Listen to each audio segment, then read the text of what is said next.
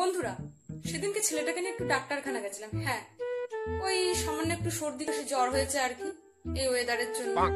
গিয়ে দেখি একজন ভদ্রলোক ডাক্তারখানায় আগে থেকে বসে আছে। তো তিনি তার মেয়েকে নিয়ে এসছেন, 7-8 বছর বয়স, বাচ্চা মেয়ে। তো গিয়ে একটু আলাপ হলো, কথা বললাম ওনার সাথে। তো আমি ওই ভদ্রলোককে জিজ্ঞাসা করলাম যে, দাদা কি হয়েছে আপনার মেয়ে?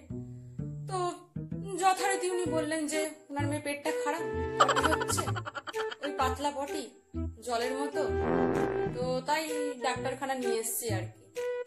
আমি আমার ছেলেকে নিয়ে বসলাম।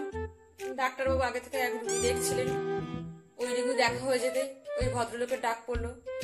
গিয়েই যেটা ঘটলো তাতে ভীষণ অবাক করা একটা ঘটনা। ডাক্তারবাবু কিছু জিজ্ঞাসা করার আগে উনি ডাক্তারবাবুকে সোজা গিয়ে বললেন যে, ডাক্তারবাবু আমার মেয়ে অনেকবার পাতলা পটি করেছে জলের মতো, তো আপনি এমন ওষুধ দিন আমার মেয়েকে যেন জীবনে পটি না করে। এই কথা শুনে ডাক্তারবাবু তো অজ্ঞান।